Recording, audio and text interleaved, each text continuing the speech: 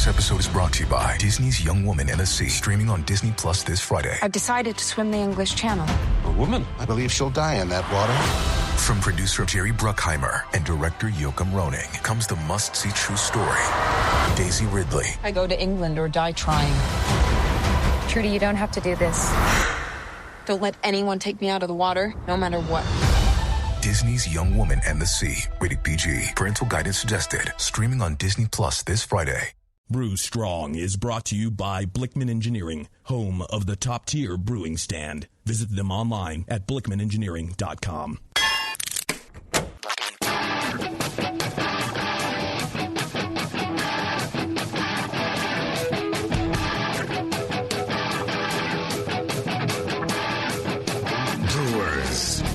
It's time for the beer radio you've been looking for. This is the show that dispels myths, tackles the toughest topics, and makes no apologies for geeking out on beer. Hosted by two guys that drink before they think. Jamil Zainasheff and John Palmer. This is Brew Strong.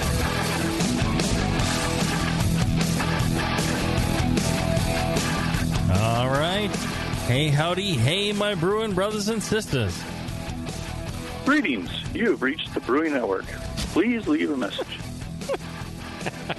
Cretins. You forgot to throw cretins at the end. Greetings. You have reached the Brewing Network. Please leave a message. Cretins. And you would have your whole greetings, cretins. Huh? Huh? I didn't think of that. You're much faster than I am. You were so close, though, Palmer. I was. It was good. Close. Yeah, that last time we had that orgy, that's what they said too. I was much faster than you were. Much faster. That's gross. gross, but true. Yeah. I'll tell you, And ironically, there was someone else calling in while I was trying to do my greeting. That was part of what was throwing me. So. Yes. A little beep, beep in the background. But boom! I'm here talking with you guys. Right? That's right. I love it. He's killed. Jamil's finally dying. It's taken. It's finally happening. It's finally happening. On air. One of the fruit flies or something. I don't know. It was something. Did you banana up your tailpipe, maybe? Hope you got it for us. A banana up my tailpipe, yes. Oh, speaking of bananas up the tailpipe, I had a great time at NHC and in Japan and in Albuquerque. Yeah, I was thinking about this on the drive-in. I was thinking about how wonderful it is. People ask me about, what do you enjoy? I enjoy meeting other brewers, home brewers especially. Me too.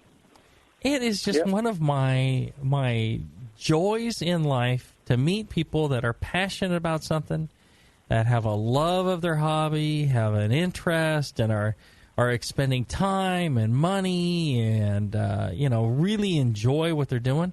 And it's just so fantastic. It's just like the greatest in the world. Yet, every time I go to one of these places, I go out and visit people and,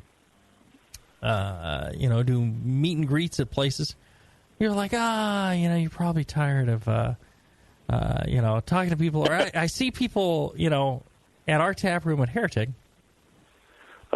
I'll look at them, they'll look at me, and, our eyes will meet for a moment. And then, it's like, I'm off. And like an hour later, they go, well, I'm about to leave, but I wanted to say, I'm a fan. Thanks. And then they, turn and run. And I'm like, well, hey, you've been here like 2 hours. So maybe when you got here, that was the time to say hi. So, maybe I could buy you a beer. Maybe we could hang out a little bit. We could chat for a moment. And I think, they don't want to intrude or, be a bother or anything like that. But people mistakenly think that we have lives. That the two of you are either important or famous. Yes. And they don't want to intrude because of that mistaken belief. That is the crux of it. It's like you wouldn't go up to the President of the United States and say, hey, dude, let's have a selfie. Right. But with you guys, you should. Right. You should. You should come up and another thing, Jamil, I want to mention to all you folks out there, when you come up and you say, hey, I just want to say thank you, tell us your name, okay? Right. Tell us your name and where you're from, because otherwise you were some stranger that passed us briefly, and we don't, like night. Jamil says, Two we do testicles this passed in because the we night. like talking to other brewers. Well, and so we're interested in meeting you. Well, and here's the other thing that I realized. So sometimes people come up and say, "Hey, yeah, I'm such and such, and I emailed you, and we didn't, and I'm like, I may not remember the specific email out of the many tens of thousands that I've answered, but I still appreciate it. Yes. And actually try to tell me that story, because when you do, oftentimes I will remember. There are many cases where I remember where we discussed something. That's what the things I remember. If you just got introduced to me briefly, or said, I'm not going to remember that. It's like, oh, hey, I said hi to you in San Diego in 2000. I'm like, oh, okay. If you're like, hey, I emailed you, and we went back and forth about Brett and beer, and this and that, and I'd be like, oh no, that I remember. So don't be shy is the point. And I would say this also. You know who else loves to meet homebrewers and spend time with them talking about brewing? Justin. No. Wow. No, you got that one wrong, Palmer. He absolutely hates them. He likes meeting your girlfriends. Yeah. Bring your wives. Right. And your wives. And talking about, I don't know, weddings or something. Shoes. But not brewing. Our good friend, John Blickman. Indeed. He loves meeting you folks. Don't be shy. Like I said, go up to the man and just say hi. I listen to the show. Thanks for paying for the show. I really appreciate it. You make it free, so I don't have to pay a penny. I can enjoy all this wonderful, highly intelligent discourse. Talking about units. Yeah. Talking about our units. And if you really want to make your John Blickman meeting experience worthwhile, after all that, because you should do that, tell him your dirtiest joke. Oh yeah, he would appreciate that, and he will just love it. He'll. Yeah. You don't worry about it. The more foul the joke, the better. I told him one that was like, what's brown and sticky, and it took him a while, but he finally got it. And you said your hand, John. You maybe should wash your hands. No, and at the very least, as you're walking past him at whatever event you see him at, you could just scream out, "Brew Strong!" Like a freaking psychopath. And he would appreciate that too. It would make him chuckle. The more fierce and psychotic your scream, I think the more he would like it. So, dirty joke or psychotic scream, go for it.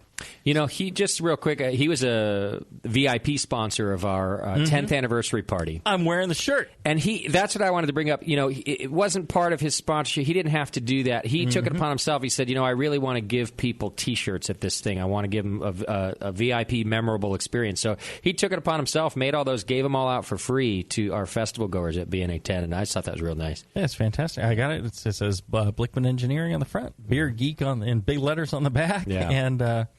And the logo, the VIP BNA 1020 logo on the side. Companies on the shoulder. Yeah. And I was at Lowe's, and somebody walking out behind me goes, "Great shirt, man!" Nice. There you go. That's what you get at the VIP session of the Brewing Network. Yep.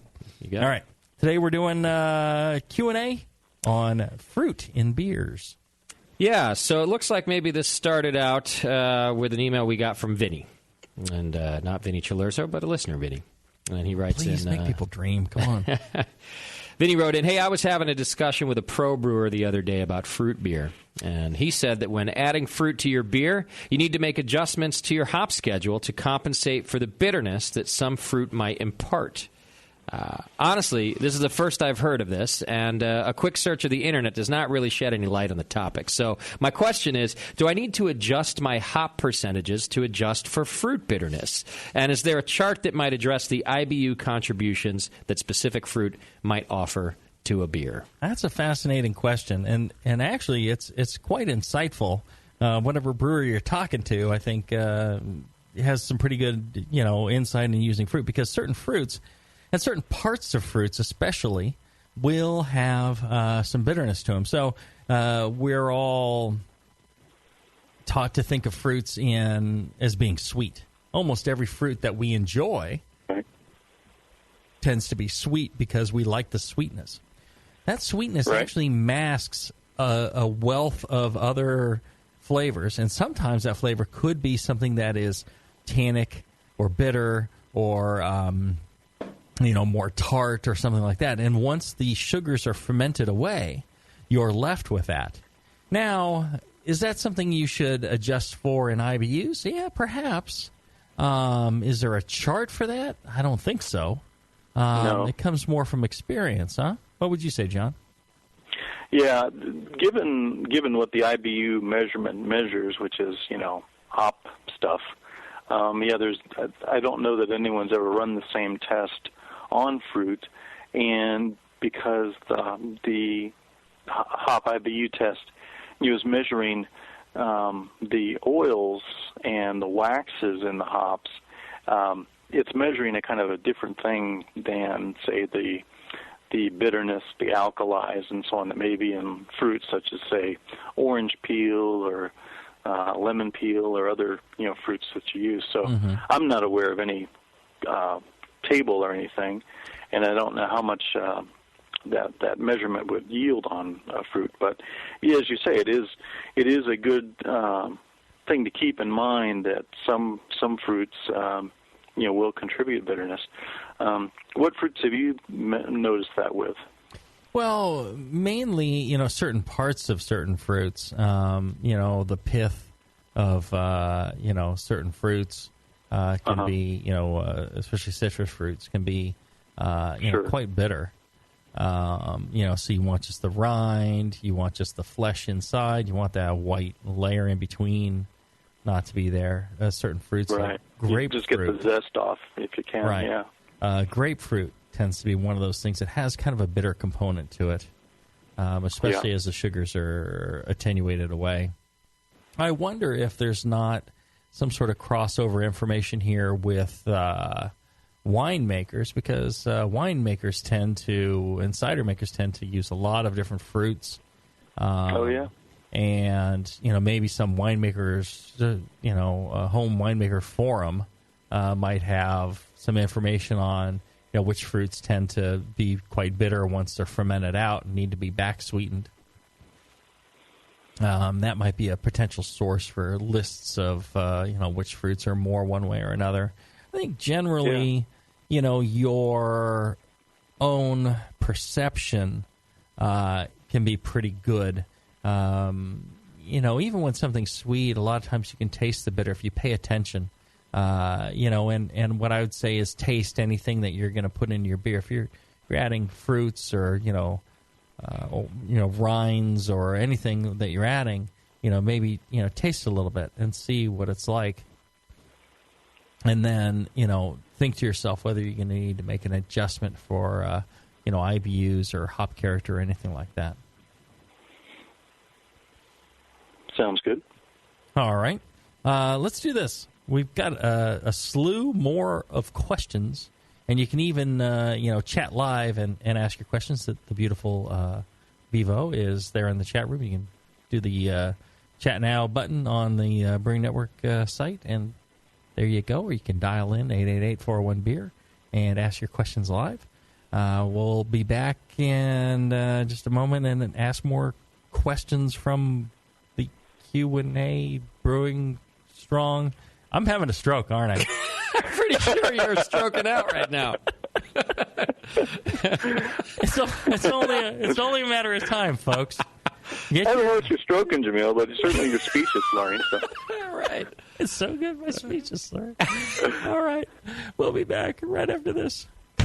craft beer, and kick-ass music. This is the year to attend the 20th Annual Mammoth Festival of Beers and Bluesapalooza in beautiful Mammoth Lakes, California. Enjoy more than 80 breweries like Mammoth Brewing, Anchor, Fireman's, Bear Republic, Anderson Valley, Stone, Green Flash, Firestone Walker, Sierra Nevada, Lagunitas, Deschutes, and many, many more. On stage, you'll hear Trombone Shorty and Orleans Avenue, Johnny Lang, Robert Cray, Robin Ford, Ruthie Foster, Carolyn Wonderland, Tommy Castro and the Painkillers, the Sly Brothers, and much more. It's the most incredible lineup ever to take a Mammoth stage. Don't miss the 20th Annual Mammoth Festival of Beers and Bluesapalooza, Thursday, July 30th through Sunday, August 2nd. Tickets and more information at MammothBluesBrewsFest.com or call 888-825-5484. Tickets for some events will sell out early. Get yours at MammothBluesBrewsFest.com or call 888-825-5484 today. Your support of the Brewing Network means everything to us. We couldn't produce shows without you. And we love giving you something extra for that support, like Brew Your Own magazine. You already know it's a great brewing magazine full of recipes, equipment how-tos, discussions of beer styles, and brewing techniques. Whether you're new to brewing and just starting out or you're an old pro, you'll always learn something from the articles in Brew Your Own. Plus, there are amazing special issues like plans for building a Brutus 10 system, 250 classic clone recipes, and the Homebrewer's Answer Book. Brew Your Own magazine and BYO.com are awesome resources for any brewer, whether for yourself or as a gift. When you subscribe or resubscribe from the Brewing Network homepage, you directly support programs like this. Get a great magazine and support the Brewing Network. Subscribe to Brew Your Own right from thebrewingnetwork.com. Say hello to my little friend. You've heard about White Labs Pure Pitch yeast. Pure Pitch is yeast grown right in its final packaging. That means yeast that has never been exposed to the environment. And White Labs Pure Pitch yeast for homebrewers is now available to everyone at homebrew retailers nationwide. Easy to use, perfectly sized, and ready to pitch. White Labs yeast, packaged using their Flex Cell process, ensures the purest yeast on the market. Visit whitelabs.com to learn more about Pure Pitch, Flex Cell technology, and how it's created. Then visit a homebrew retailer near you for your own perfectly sized package of Pure Pitch yeast. And you can say hello to your own little friend. www.whitelabs.com.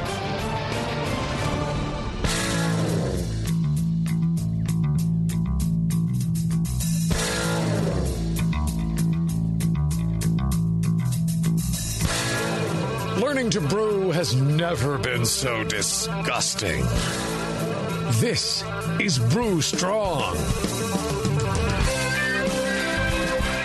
All right, we're back. We're talking fruit in beer. And I tell you, one of the shows where they do talk about fruit in beers fairly frequently is the Sour Hour. Yeah. They talk about, fruits and sours and things like that. Even on Dr. Homebrew, they talk about fruit in beer. I mean, they've got a wide array of beers that come through. And, if you send in a fruit beer to Dr. Homebrew, they'll talk about it and analyze it, evaluate it, give you feedback on it and how to improve it. Well, they analyze it every time. They analyze it? Yeah. Is that what you said? Every time. Yeah, well, that's JP. And then Bring with Style. Hey, we cover some fruit beers there, too. So lots of information for your fruit beer knowledge hole. And all of them available in iTunes. If you want to go subscribe and get those episodes delivered straight to you, just hit the subscribe button. There you go. All right. Ready for some more fruit questions, guys? Yes. Sure. All right, here's one. And I think this is a good place to start here. A bit of a 101 question. So I think you should read them all very fruity. I don't know what that sounds like, Jamil. Oh, that was perfect. Yeah. That was perfect. All right. So Matt writes in, which tastes or smell banana. Which tastes and smells better when trying to mix fruit with beer? Would that be flavor extract, frozen fruit, fresh fruit, or the canned fruit? And when then should it be added to the boil? So an assumption there at the end, too, that it also should be added to the boil. So what do you think, guys? Well, go ahead, John. If you want to maintain aroma and get a strong aroma from the fruit, then you can add it to the boil because that'll drive off those aromas. Tend to give you a cooked fruit flavor rather than a fresh fruit flavor. I'm trying to think of a brewer I know that adds fruit to the boil, and I can't. Well, I think, if you add it at the last moment, if you're worried about, the sterility of the fruit that you're adding, you could toss it in right, at flame out and let it be in the whirlpool there. I think some fruit products can be very viscous, and, you want to, some fruit syrups and things like that, you may want to, mix in with the boil just to, get the heat to help thin them out and get them mixed in well. The big problem with adding fruit to beer at high temperatures is, the setting of the pectins, getting a pectin haze. Of course, alcohol can do that too. Yeah. So, that's one of the things. And like John says, cooked character. The longer it is at heat, the more cooked character it's going to get. Now, if you're getting fruit that's been pasteurized, and some of the canned products and things like that have been flash pasteurized, that can add a little hint of a little bit of a cook to it. Mm-hmm. So on the one hand, I would say that fresh fruit might be better than canned. However, that's not necessarily true. One of the things about the canned fruit is it tends to be more consistent. They tend to concentrate to a point where everything, where you're getting the same sugars level all the time and a rich, fruity character. They put effort into making sure that canned fruit is really good. Whereas if you just go and randomly buy fresh fruit because it's fresh, I don't know about you, but, you go and get a watermelon, and one time it's totally pale, it's almost white, and there's no flavor and no juice in it. Another time you get it, it's deep red and fully flavored and juicy and wonderful. And they both looked the same on the outside. They were both at the same store, so you don't really know until you cut it open. Well, the canned fruit processors, they tend to get things blended to a point where everything's, at least a little more consistent, and you get some good quality out of it. Right. On extracts and flavorings, one of the problems there is they're not all made the same. Some of them are made from fruit or, what have you, that's extracted down and concentrated.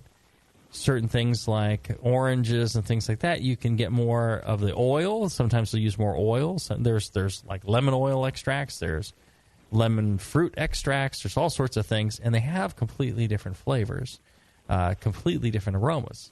A lemon oil tends to be much more fragrant and intense, but it isn't something very tasty. As a taste, it's not so good. It's like, furniture polish.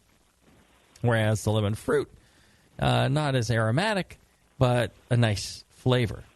And so one of the secrets that I found when I was doing a lot of homebrew fruit beers is I would add fruit at various stages. Maybe you add some at the end of the boil, maybe you don't. You add it to the fermenter mainly, and excuse me, and you. And then like a secondary fermentation as well. Right, and at the end, the amount of fruit character may not be enough. Depends on the fruit. Certain fruits are very light and delicate and do not add, like strawberries, do not add a lot of flavor. Certain fruits are much bolder, like cherries and raspberries. But at the end, once you've got your basis of your fruit beer from fresh fruit or from frozen fruit or from canned fruit, and even, when I use fresh fruit, I will freeze it first in order to help break down the fruit a little bit, and then I will use it. So I always go frozen. I don't use fresh fruit. I just fresh frozen fruit. But once you have done that part, then I like at times tweaking with, if your beer is missing a bit of that fruit component, you could try a little, a touch of extract to brighten up the fruit character. Sometimes the aroma's lacking, the flavor's great, the aroma's lacking. So you get yourself an extract that has a little more of the aromatic qualities, not the flavor qualities, and add that. Or sometimes the aroma's great on what you did, but lacking in flavor, you can add a small touch of a flavor extract. Sometimes you don't need to do anything, but the extracts are great for adjusting things and bringing them all into balance again. You don't always have to use them. If you're going to do just an extract, that tends to be the worst, I think. If you are going to do just an extract, if for some reason you can't do actual fruit, then I would suggest trying multiple types of extract centered around whatever flavor it is. Don't just get one brand of, cherry extract and throw that in. It's going to taste one-dimensional. It might taste like cough syrup or whatever. If you get 2 or 3 different brands, they may be different in their aromatic qualities and their flavor qualities, and then a little bit of this, a little bit of that, and it can actually seem more like real fruit. The other thing on adjusting for fruit character is acidity, and certain fruits, almost all fruits have an acid to them, kind of an acid balance to them. And if it becomes too sweet because of the beer and not fruity enough, it won't seem fruity. If you add a little bit of acid to the beer, lower the pH a little bit, then the fruits tend to brighten up and seem a little more intense. So, yep, that's a very good point. Did I answer the question, or did I just in my stroke out the brain and ramble on? I think you covered it quite well. Well, there you go.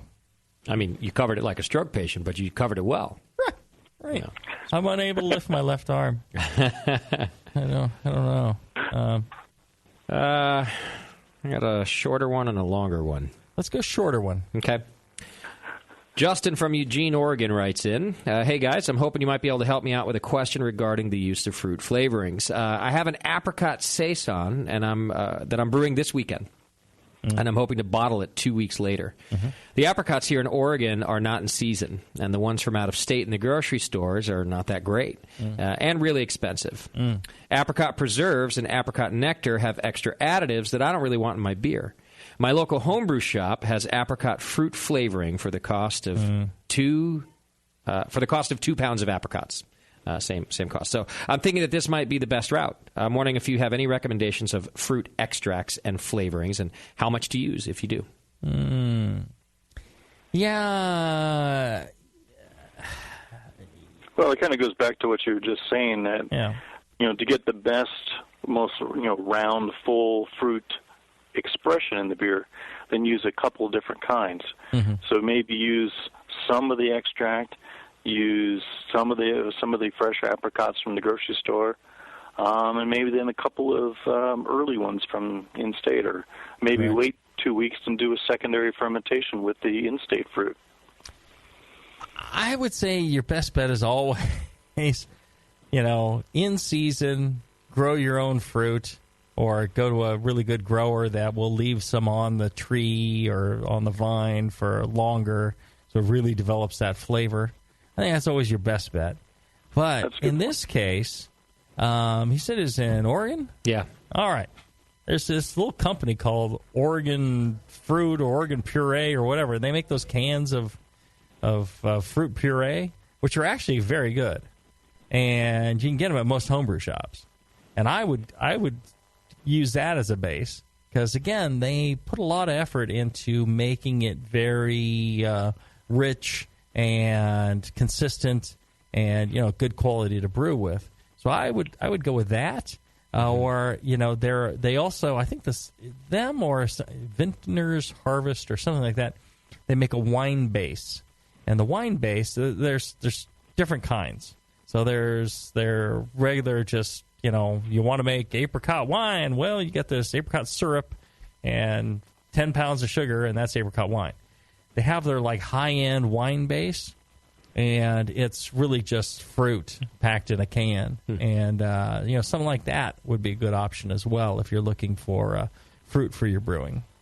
I like that you offered a good alternative there, but I also really like you guys just mentioning to wait until the fruit is in season. Traditional brewing, people brewed things seasonally, not to put in a package and because they sold well on a shelf, right, but because that's what you had available to you to make really good beer, right? So, of course, sometimes you're brewing for a wedding or something like that, and you got to get it done, which is why I like you did an alternative. But I appreciate that the two of you both sort of first answered, wait till the fruit's ripe. That's when you brew an apricot beer. Well, and or maybe choose a different fruit. Yeah. There's almost something always coming ready at certain times. Or go some other route. But that would be my take on it. Would be do it when it's in season. That's always the most fun too, and it's cheaper.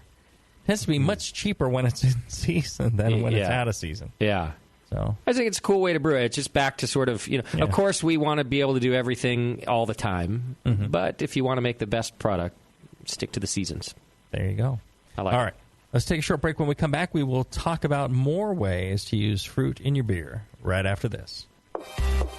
Beer tasting games that train your palate, a brewery locator, and the brand new interactive beer style guide. These are just a few of the awesome things you'll find on craftbeer.com. The style guide is a beautiful example of technology in beer. Browse beer style families or turn on the automatic beer style finder and explore beer through color, bitterness, ABV, aroma, and flavor. It's really the coolest way to explore every beer style besides having them all in front of you. Go to craftbeer.com and click on beer styles to start the guide. Plus, enjoy the rest of craftbeer.com, the Brewers Banter blogs, beer education, how to host a beer tasting, and the invaluable draft quality manual. Tons of great content that makes your beer better. Visit the new craftbeer.com right now and explore the website that brings you all the passion, camaraderie, and creativity of the craft beer community. Craftbeer.com, celebrating the best of American beer. A few things happened 30 years ago. ARPANET migrated to TCP/IP, and the Internet was born. Revenge of the Jedi was renamed Return of the Jedi and opened in theaters. Mila Kunis and Emily Blunt were born, beginning a rad fantasy in my mind. But all of that pales next to the fact that HopTech opened its doors and began blowing homebrewers right out of their mash tuns. HopTech doesn't fuck around.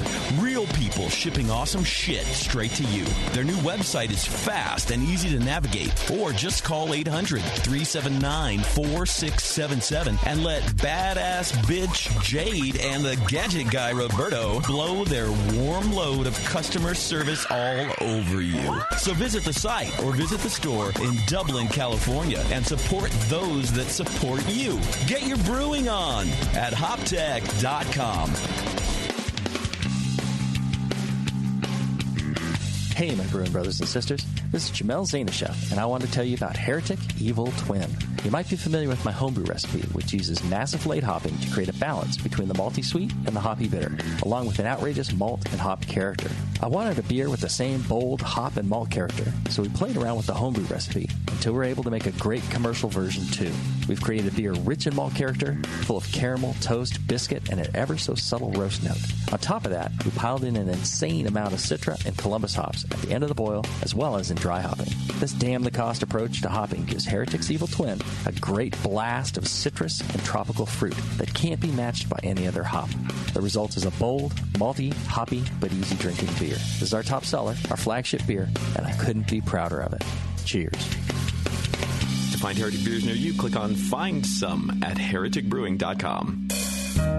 Williams Brewing is your online resource for prompt delivery of quality home brewing supplies. Since 1979, Williams Brewing has offered the finest equipment and the freshest ingredients, backed by the best customer service in the business. Do you like to mash using efficient fly sparging, but would like an easy way to heat your strike and sparge water? Enter the new Brewer's Edge electric mash water heater, a plug-in, anywhere, precisely controlled heater for strike and sparge water. Ditch the fumes and second burner and make mashing easy. Go to williamsbrewing.com today and browse their vast selection. That's williamsbrewing.com. Orders placed by 4 p.m. Pacific Time weekdays ship the same day. Brewing is easy the Williams way.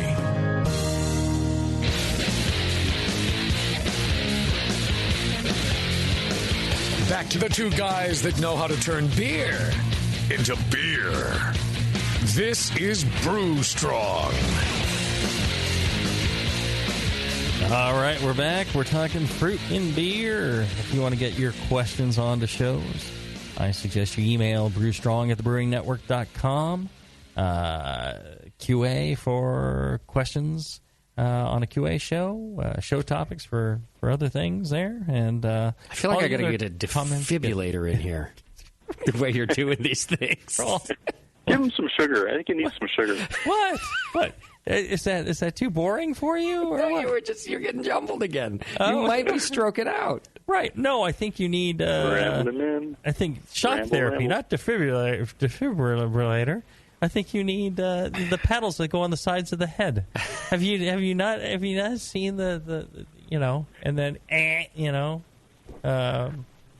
So put both arms in front of you. Yeah, hold both out your hand. There's tests for this. Like raise them up slowly and Yes. smile. Like look at his face. Look when at me he and smiles, smile. Make sure both face sides are lifting up. I can only see one side of your face. Oh no, we're in bad shape. Oh gosh. I feel perfect. Well, you look Right. fantastic. Oh, thank you. Jeez. No. We're calling Liz tonight. I'm worried. She's in Tahoe. Oh, great. Going for a concert. See how much she cares. Oh, well, yeah. All right. Since the insurance policy lapsed, I think she cares quite a bit now. I see. All right, you want to try another one? Sure. All right, here's a multi-part question about fruit beer. Derek writes in that one of his most recent endeavors is an American Pale Ale with 50% wheat and lots of late Amarillo hops. And he posted the whole recipe details if you need to know them later. But he decided to do a 1-gallon secondary with 1.5 pounds of pureed frozen mango chunks. And 2 de-seeded and deveined habanero chili peppers. This is my first secondary and my first experience with fruit and beer. So I went back and listened to the Jamil Show Fruit Beer in preparation. Here's some questions. Since I've added a whopping load of simple fruit sugars, restarting fermentation, is there going to be more yeast growth? Not really. I mean, the yeast will probably consume your whopping load of fruit sugars fairly easily without really going through a growth cycle. I mean, if you waited a long time between primary and then adding that in, and it was a substantial amount of fruit in a low ABV beer, maybe you'd get growth, but generally not. And the reason he's asking, because he's heard you talk about this, is that in his secondary it's going to be at room temperature, which is about 70 degrees in Houston. Mm-hmm. So if there was going to be a growth stage where we've talked about that's when the yeast can produce some flavors we don't really like. So that's what he was worried about. But you're thinking there won't really be much of a growth phase. I don't think so. No. Okay. No, there should be enough yeast that the concentration of sugars versus the concentration of yeast is going to be pretty low. So as Jamil says, there won't be much growth. Well, and as a result. the one thing is, he said secondary, so I'm assuming he racked this to another vessel. He may have if he waited a long time before racking to the, it may be minimal yeast. That's what I'm talking about, yeast. The yeast is the problem. No, if he left behind all the yeast or most of the yeast, I mean, generally when you're planning on doing a fruit secondary and you want to ferment the fruit sugars, then you want to rack.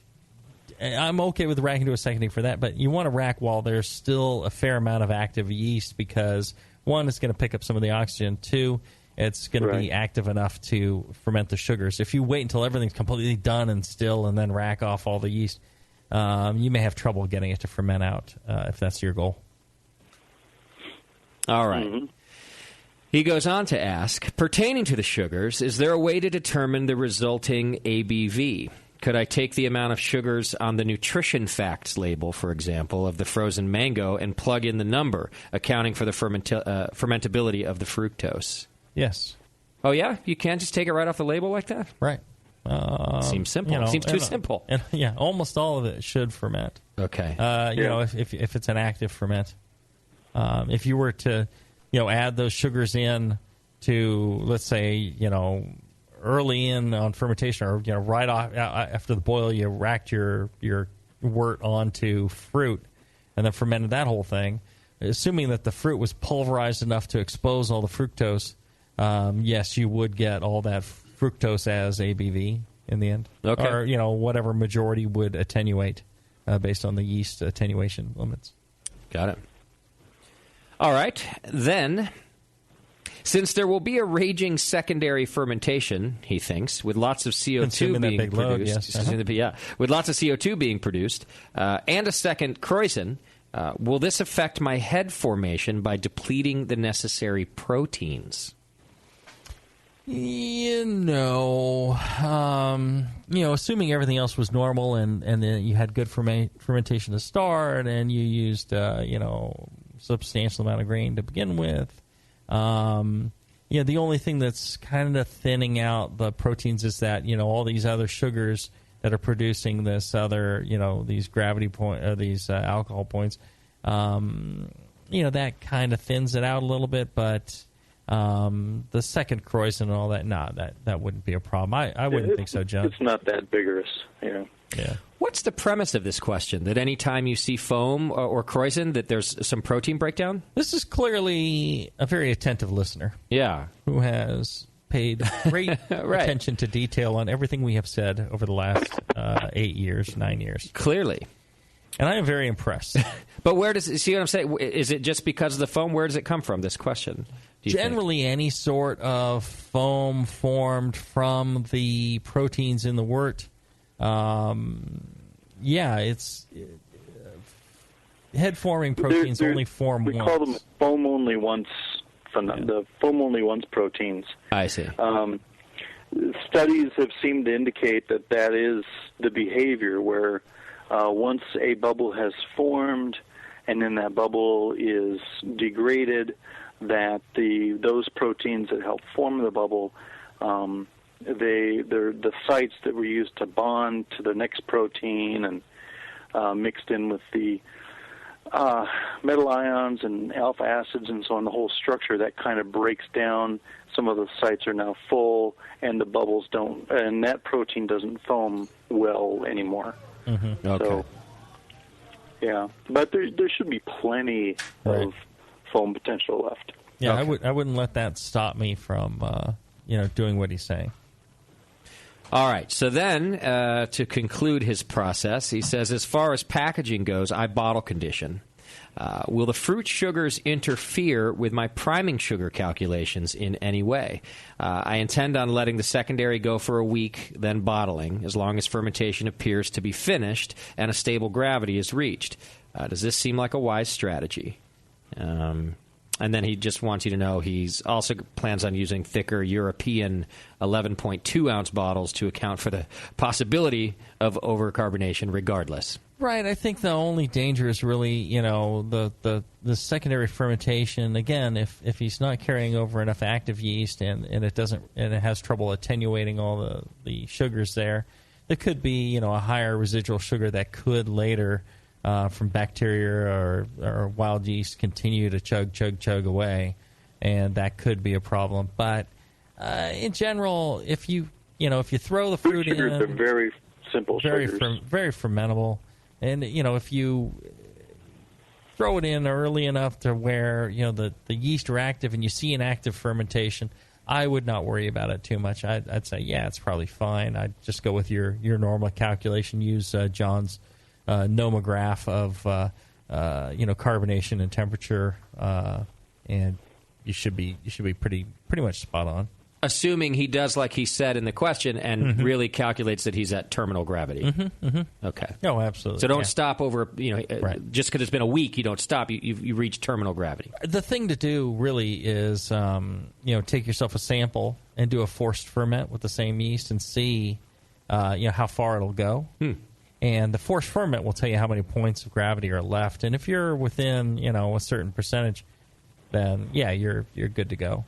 I wouldn't worry about it. I would think that's pretty much it. Wouldn't you say, John? Forced ferment would be the way to really make sure.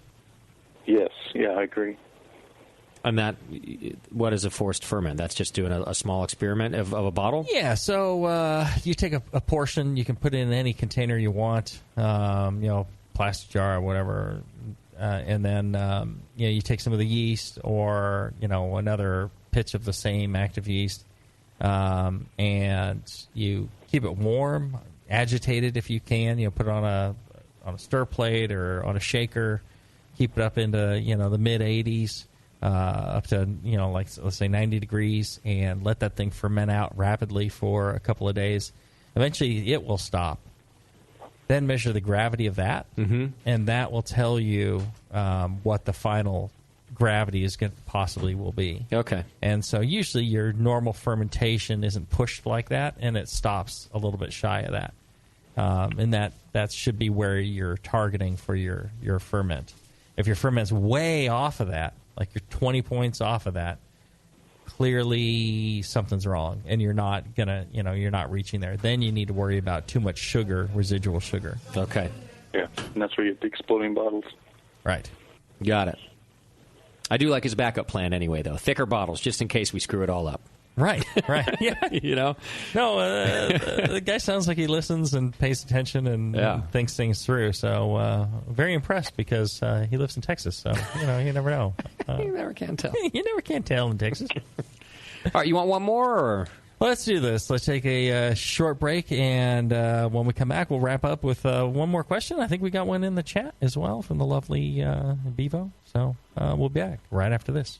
Are you looking for a simple brewing system that's great for all grain brewing, but everything on the market seems to be full of compromises? Blickman Engineering has the answer. The Blickman Brew Easy All Grain Brewing System. The Brew Easy is a complete system with easy upgrades and a beautiful compact design, perfect for any size brewing location. At its core, the Brew Easy is built on two gorgeous Blickman Boilermaker brew kettles, a high-temperature March pump, and either a top-tier gas burner or the new Boil Coil electric heater. The Brew Easy adapter lid allows the pots to stack on top of each other, forming an efficient, strong, and compact brewing setup that comes in 5, 10, and 20-gallon batch sizes. Upgrade your Brew Easy system with full automated control by adding a Blickman Tower of Power temp controller, and make moving around easy with the Blickman Kettle Cart. The Brew Easy is modular. If you already own a Boilermaker kettle, you can build your Brew Easy by purchasing just the modules you need. The new Brew Easy all-grain brewing system. See it today at BlickmanEngineering.com and brew with Blickman quality on your new Brew Easy.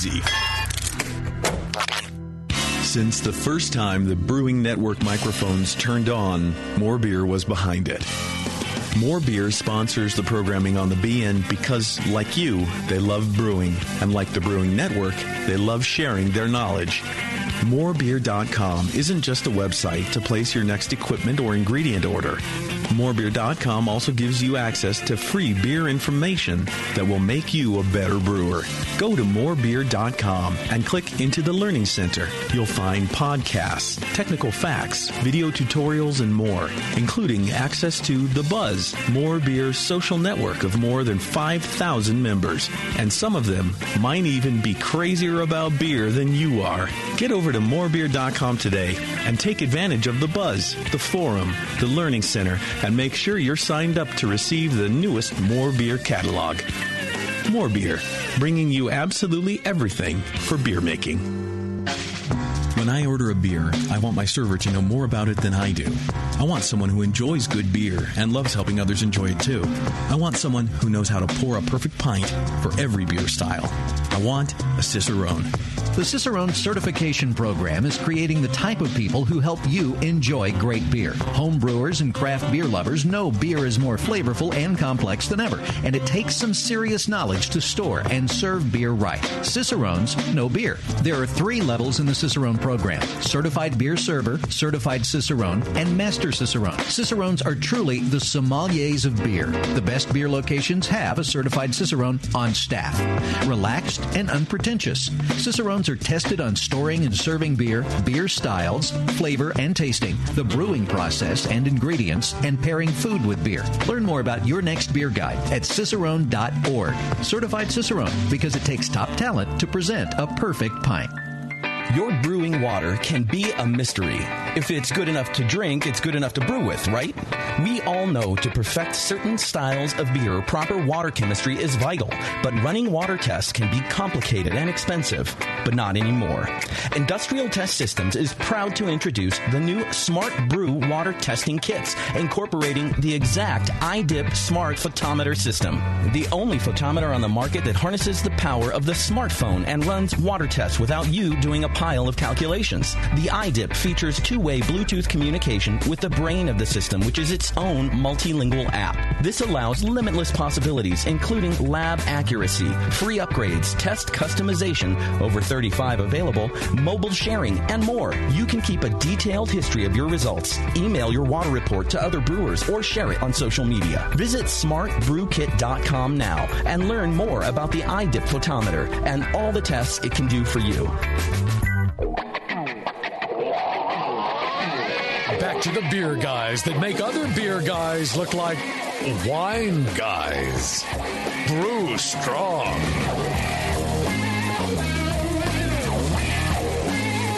All right, we're back. We're talking fruit in beer. These questions all came from people asking questions to Brew Strong at thebrewingnetwork.com. Get your questions in now. Yeah. So we had another Justin write in. God damn, all these Justins. I think people just fake that. Yeah. Oh, don't answer my question if my name's Justin. It's become a popular name among millennials, I think. That's what's happened. I was named after a character in a John Wayne film when it wasn't a popular name. Was it like a drunk miner with missing teeth and stuff? I think so, yeah. Syphilis and everything. Hey, Justin, how's your relationship with the mule going? Damn, you're fine and cracky. Hey, the new sheriff is near. Yeah. And I don't want to hear any more cricker. All right, Mr. Justin. So this Justin writes in. He's got a long story about his beer, but the sum of the question is that he's racked a couple gallons onto different fruits. 2 gallons on some frozen raspberries and 2 gallons on some frozen blueberries. And he's allowed them to sit in a food-grade container for a couple weeks. He says, I didn't use a grommet to seal the airlock. I guess I was just being lazy. However, it was a tight seal, nonetheless. The ambient temperature in the room was around 64 to 66 degrees. When I went to bottle it, I assumed the fruit must have put out some sort of bacteria because there was a dust, which is the best way I can describe it, he says, over the top of the beer. So I bottled it anyway, and I'm going to try it at the end of the week. But my concern was this dust. I read that it could make the beer sour, somewhat lambic-like, which I guess might not be too bad. But what do you guys think? What do you think about this dust? Well, yeah, I think it's most likely some sort of Brettanomyces or some wild yeast, or could be some pellicle-forming other organism. Yeah, I think could be mold too. Unfortunately, could be mold. Yeah. So that can come from exposing things to the air before you close them up. Not being very careful of sanitary workings. It could be from the fruit. Fruit is covered in a lot of bacteria and wild yeast. That's why if you wash it, it tends to get rid of the vast majority of the fruit. That's why we wash fruit. The bacteria and wild yeast on the fruit, and then if you can also freeze it, and if you freeze it cold enough, it can kill an even larger percentage of the bacteria, and it will kill some of the Brett and wild yeast and things like that. So that's why you wash it and freeze it, and that helps. This is a case where I'd go for it, but. This is a case where I would use the thicker bottles. if you're bottling. It might be too late because he did bottle it, but I see your point. If you were going to go ahead with it. Yes. Yeah, okay. Because it sounds like that, whatever that is, it's just starting to get active, and there could be a lot of, fruit sugars left, and that could end up in, exploding bottles. And is that also because if it is some sort of bacteria, some sort of lactobacillus or something like that, they can eat more sugars than, say, the clean yeast he had already put in there? The Brett especially will consume, a lot other dextrins that, regular ale yeast won't consume. So. All right. And then with the addition of fruit, like the previous, he didn't say anything about having a nice active fermentation, anything like that. So there may be quite a bit of leftover sugars there. He does say that he washed it off because he ends the question with, next time if I decide to add fresh frozen fruit to a beer, so maybe it was even frozen, should I go another route instead of just washing it off? So in this case, maybe the infection even came from not being sealed in that airlock, he said. Right. Because I always assume if I buy a bag of frozen fruit, I assume it's already clean. I just let it thaw in the bag, and then I dump it in. Okay. I don't wash it or anything like that. Mm-hmm. It all just goes straight in. Got and, if everything else was nice and healthy, you should be fine. Okay. All right, Beav, did we have a couple questions from the chat as well? Yes, we do. We have one from our friend Who Ate All the Pies. And Good topic for Who Ate All the Pies. Well, and I will say this, Bevo. You missed out on the origin of Justin's name. We covered that whole thing while you were gone. I was only gone. It must be really boring, like really short, it was unimportant, because I was gone for all of us weighed in. 18 it seconds. Was short and unimportant, but it was fascinating. Yeah, I'm sure. You know what? I'll go back and listen. I'm not going to lie to you. You missed out. All right. Anyhow, he has a question about coconut. Mm-hmm. He's making what does it say? Coconut He's pie? making a coconut smoked porter today. And he wants to know if, first of all, should he toast it? Mm-hmm. Second of all, should he add it into the mash or the boil or both? Mm-hmm. Or can he add it into the fermenter? Mm-hmm. Yes, to all of that. All right. There you go. Definitely toast it. Yes.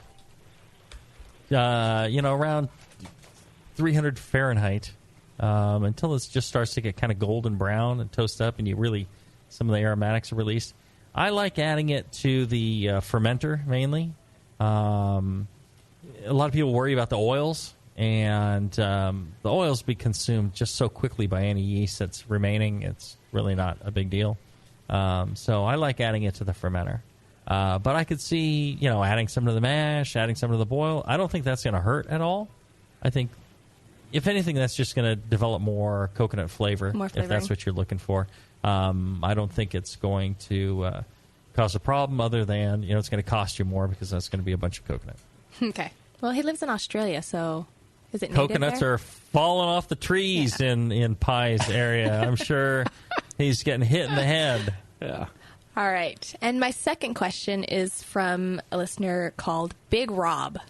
Mm-hmm. Trying to create a chocolate-covered cherry stout recipe, and I'm planning on using the sweet stout recipe from Classic Styles as my base recipe. Mm-hmm. When should I add the cherry flavoring so that I don't get a cough syrup type flavor? I've tried a few times before, and each time I've gotten this harsh type of aftertaste to it. She does sound sexy asking the questions, doesn't she? Doesn't she? Oh, Thank you. It's far better than any of us. Yes. And she looks better than any of us. Well, of course I do. Goes without saying, yeah. I don't have as much facial hair. I've never heard you talk so much. I never let you talk so much on my body show. hair, yeah, that's for sure. Well, don't get crazy. She's a mom. Yeah, cherry is one of those very difficult things to do with flavoring. The flavorings all have a cough syrup kind of taste to them. And I'm, as I get older and have more strokes, I think that, perhaps the cherry cough syrup just tastes very cherry-like. And so now we've associated cherry with, cough syrup. But, it always has kind of a medicinal phenolic thing. So here's one of the difficult things when you are making a chocolate cherry stout is that the grains you choose for your stout should not be highly roasty. You have to kind of back off a little bit because the darker roasted, highly kiln malts can, be a bit phenolic. Smokes are phenolics. Roasted characters are phenolics. And those phenols, when combined with even the best of cherry character, gives it a little bit more hint towards that, cherry medicinal thing. Medicinal being one of the descriptors of phenolic. Smoke being one of the descriptors of phenolic. So be careful in that respect. The other is try and avoid the extracts. A lot of the extracts really are missing a lot of the baseline notes of cherry, and I think that that's part of the problem there as well. So I would steer more towards, flavor cherries or, sour cherries or things like that, and use real fruit, or use the Oregon puree or Oregon fruit, whatever it is, the cans. They come like, 3 pounds a can. Use those instead. Watch your dark kiln grains. And I think that's the key. I've had really good luck with cherry juice concentrate, sour cherry juice concentrate from like northern Michigan or Washington. That's real easy to just pour into the fermenter at the end, and it has a lot of real nice cherry character to it without the medicinal of an extract. Well, there you go. Now, where are you sourcing that from, John? I get that from a couple of vendors in northern Michigan, Traverse City area, and I believe there's a similar product from the state of Washington. Well, there you go. Yeah, the sour cherry concentrates. That's a good way to go as well. Yeah, I would agree with that. All right, good question, Pies. And you had one more? No, that was it. Pies was the coconut. Big Rob was cherries. Big Rob. Oh, yeah. Well, don't forget about Big Rob. I've had a stroke. So you're going to forget about Big Rob and everybody else. He's having memory problems. There's the answer to your coconut question. That might actually be a little concern for you. Yes. And your life. Yeah. Well, I'm still able to answer the questions. Just in random order. It's just right.